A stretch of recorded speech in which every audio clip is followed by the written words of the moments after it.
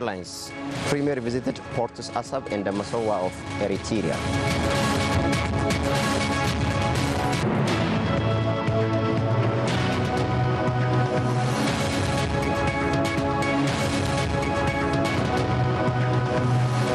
And from abroad, Paraguay moves its embassy back to Tel Aviv.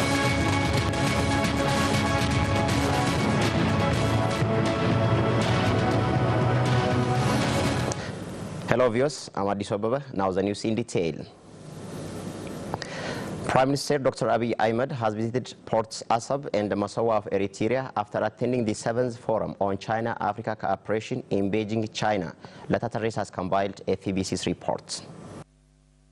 Prime Minister of Ethiopia Dr. Abiy Ahmed arrived in Eritrea after attending the 7th Forum on China-Africa Cooperation in Beijing, China. Upon his arrival at Asab Airport, he has warmly been welcomed by President of the Eritrea, Isaias Afwerki. The Prime Minister has visited the Asab port and 71-kilometer road from Asab port to Ethiopian border and evaluated that the road was in a good condition. About the Asab port, the Premier said some adjustments are needed to enter work in a few weeks. Prime Minister Dr. Abiy reiterated that the two countries have planned to expand the existing asphalt road from the port of Asab to Bure to 4 directions out of the current one and to modernize the Asab port. After a while, he made his way to Mitsua port and visited the port. Mokle, the Ethiopian commercial ship, has docked at the port of Mitsua and loaded its first luggage. It would also travel to China. According to the Premier, the move is an indicator for the peace effort begun between the two countries is bearing fruits. Dr. Abiy Ahmed pointed out that the visit was made aiming at making it fruitful ahead of the upcoming Ethiopian New Year. In his 2-day state visit, Prime Minister Dr. Abiy Ahmed is expected to hold talks with President of the Eritrea, Isaias Afwerki, regarding the implementation of the recent agreement signed by the two countries. Along with the Premier, senior government officials, including Foreign Affairs Minister Dr. Warqana Gabayo, have arrived Asmara. And Dr. Abiy Ahmed has got back to Ethiopia today and also gave a speech to media about the goal of his journey from China to Eritrea. And let's proceed to the remaining news. The Oromia Supreme Court announced that it's working to revise proclamations to provide legal service which can fit with ongoing changes. The stakeholders discussed to revise the draft bills. Oloma Bain has more. Oromia has held a discussion with the stakeholders to revise draft of proclamation of Oromia Regional State Courts and a council of lawyers. On the discussion, representatives of courts, Justice Bureau and public have participated. It has been said that both proclamations have served more than 10 years and that is why it is needed to be revised. Legal expert of Oromia Supreme Court, Oliadi Adesa, said the amendment has made to improve public service. The amendment will provide the public to get quality service. It is also important to cross-check each and every steps of legal procedures. Freedom of courts will also be realized. Representative of Communication Director of the Oromia Supreme Court, Gonfa Atomsa, also said the proclamation hadn't been encouraged females.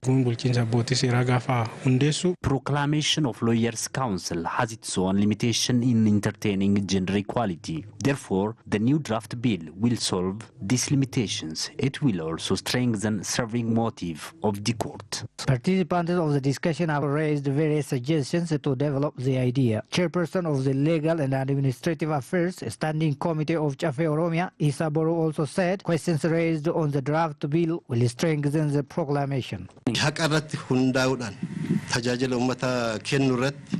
Since there are major problems on giving legal service to the public, our people have been raising questions. Therefore, all legal proclamations should be evaluated in terms of their service extents. President of the Oromia Supreme Court, Desabulcha, said legal service should move with the pace of the public interests.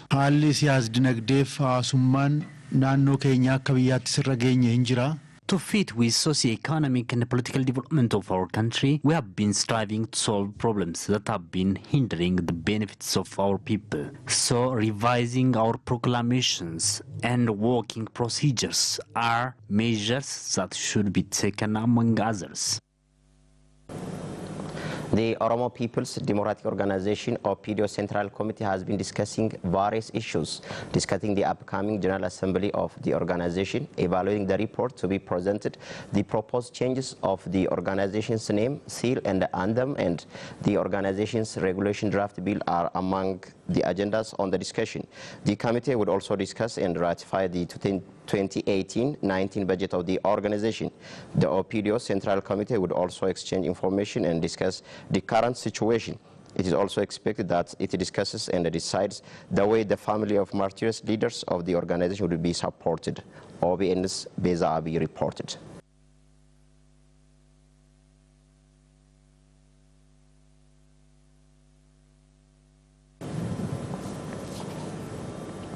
Ministry of Health stated that it would fulfill supply of electricity and water in all health centers within the coming 2 years. The Oromia Health Conference held in Adama town has been concluded by recognizing the bodies who have played a special role in the sector. Sorecha Kabanicha has detailed. On the Oromia Health Conference held at Adama Town, different concerned bodies discussed various issues in the health sector. Head of Oromia Health Bureau, Dr. Daraja Duguma, said health institutions should not be political feed. Rather, it must be where citizens get health physical treatment. Health institutions couldn't be political arena. It is obvious that an individual have different political views, but when he or she join health sector, he or she is expected to only serve the public. Beyond this, it is illegal to use the sector for political consumption and others. Dr. Daraja added it has been done to increase the beneficiaries of health insurance.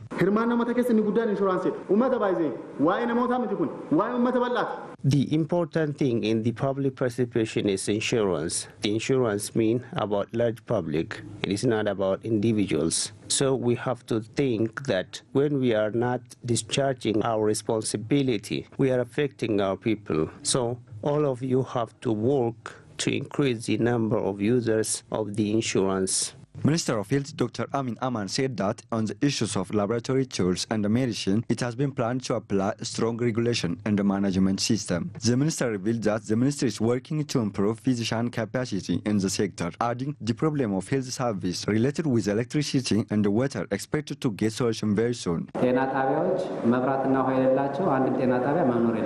We are working to provide all health centers with enough electricity and water supply because we realize that they are the major factor affecting the service in the sector. Dr. Amir stated from the budget allocated for the sector in this year, 80% of it is used to fulfill laboratory tools and other facilities. Oromia Health Bureau recognized different individuals and bodies who have played important role in the last year work performance. National Illegal Migration Prevention Task Force said curbing illegal migration requires concerted and integrated efforts of all stakeholders. Fukado Brano has looked at Ina's report.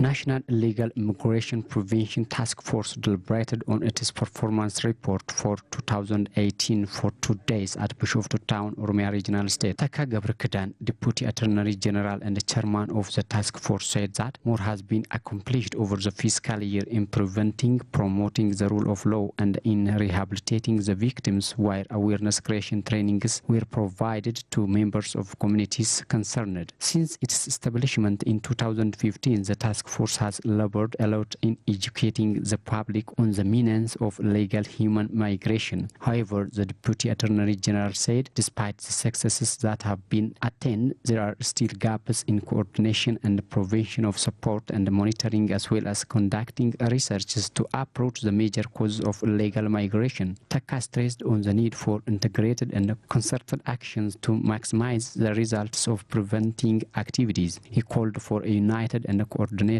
action for women and youth victims of illegal migration and various community organizations to bring about a meaningful result in curbing illegal migration. Desalegn Dandana, attorney at Oromia Bureau of Justice, said that over the previous budget year, 100 illegal human traffickers were rounded up to face the courts of law. 54 of those were sentenced from 4 to 20 years, while the rest are waiting for their verdicts. He adds that some were also penalized to pay 200,000 birr. According to the Salin, Jimma, Bali, Western Nararge, Arsi, Eastern Nararge, Western Arsi are focal zones of illegal migration in Oromia. Participants of the task force drawn from Office of Justice, security forces and representatives of media outlets discussed on the report.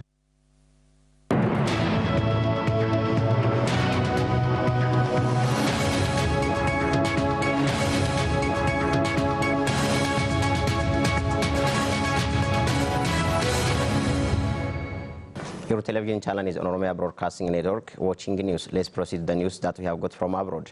Paraguay will return its embassy back to Tel Aviv from Jerusalem, reversing a contentious decision taken months ago by the previous government. Foreign Minister Luis Alberto Castiglione said Paraguay wants to contribute to an intensification of regional diplomatic efforts to achieve a broad, fair and lasting peace in the Middle East.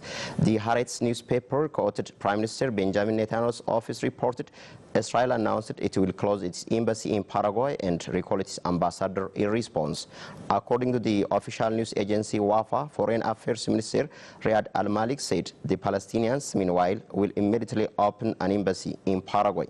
Al-Maliki hailed Paraguay's change of mind as a new Palestinian diplomatic achievement.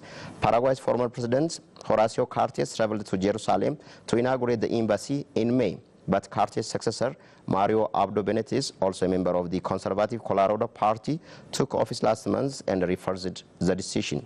Al Jazeera reported.